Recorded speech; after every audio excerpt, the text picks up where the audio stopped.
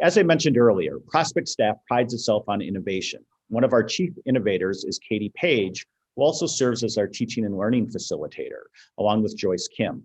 Since the pandemic began, Katie has been working tirelessly to support staff to be the best teachers that they can be in both a remote and a hybrid environment.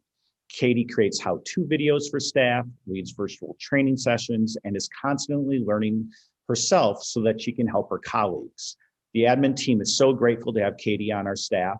And with that, I thought the board might be interested to see a hybrid teacher in action. Take it away, Katie. Thanks, Greg. Thanks for those nice words. I'm in my 25th year of teaching physics. And like Greg said, I'm also a teaching and learning facilitator for staff. So what I prepared today is a little slice of life of what hybrid learning looks like in my classroom anyways. It's very different than remote. There are a lot of moving parts. The first part of the video shows the physics team, how we are preparing curriculum in the morning, collecting data, that sort of thing.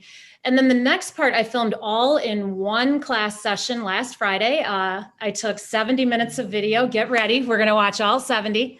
I'm just kidding. I narrowed it down to 3 minutes, so it's really fast, and I plan to narrate it live. I'm trying to talk real fast. I did leave a little bit of audio, so you can listen in just a tad, but Tony, you can go ahead and play the video. So the beginning here is a typical setup. You can see all of my screens. Often I set a timer for students to have them run and go get supplies for something like a tower build. In the morning, me and my physics team, which is amazing. I'm so grateful to work with them. We make videos for students. This is a wax block demonstration. Here's Newton's third law. Just last week, we went out on the track, sorry, Greg, and pushed a car. And you can see that we actually are going to collect live data. We don't make up data to give our students. We actually collect it live for them to see. And now you're going to join me in my classroom. Hi, Luke. Oh, that's loud. Hello. How are you? Hey, Jacob. How's it going? Good. Nice sunny day today. So this was all filmed in one class period. Like I said, the upper right-hand corner is my laptop. And this is how I prepare and I set up between every class. Luckily, we have 10 minutes. It does take up just about the entire 10 minutes. I connect to Zoom on my laptop, then I connect to Zoom on my iPad, and then I use my iPad to share my screen. It gives me a lot of options of different ways that I can share things with students. You can see me here. I'm putting up my agenda for last week. Oh, I guess it was Thursday, not Friday, last Thursday. And what I'm doing here then is I'm switching the speaker, the sound on Zoom, so that I can hear it in the classroom. So if kids who are remote start to talk, I can hear them. And then I drag it from my laptop over to the classroom screen so that the kids in the room can see what I'm also showing the kids on Zoom. And then the kids on Zoom are on my laptop. Here's me just getting them ready. So there's a lot of screen arranging. This is what I like to I'd left you C to calculate on your own. I think some of you probably just went ahead and did that real quick. And then so if you wanted to learn a little second law, there you go.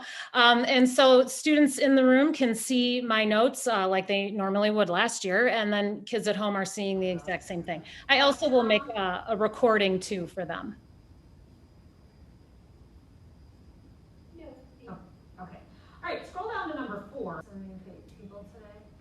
So right here, students are going ahead to do a lab, and I'm sending the remote students into their breakout rooms. You can see all the boxes on my laptop screen disappearing as they join their pre-assigned rooms.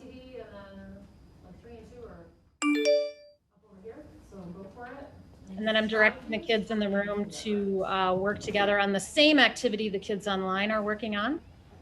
And so I'm lucky enough to have extra screens in my room. So they're doing some in-person work together in the back of the lab there, working on a gizmo.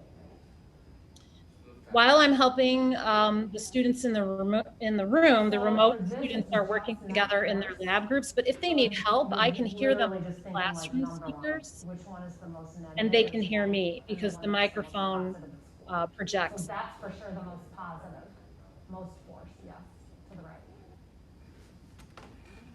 Then I'll hop back to my laptop and I'll pop into each breakout room to see what the lab groups are doing while the kids in the room are working. And then I thought this was fun just to show. We were doing Newton's first law, working on the tablecloth trick and showing kids that physics work in both directions. You can remove the tablecloth and put it back. So I apologize for any broken dishes at home because that was a homework assignment. So but that's my 70 minutes broken down to about 3. You're muted, Greg. I see that you're talking. Thank you. Thank you, Katie. That was fantastic. Example of what all of our teachers are trying to do every day to make kids who are both in person and at home feel included in the class. And last tonight, we wanted to show how we continue to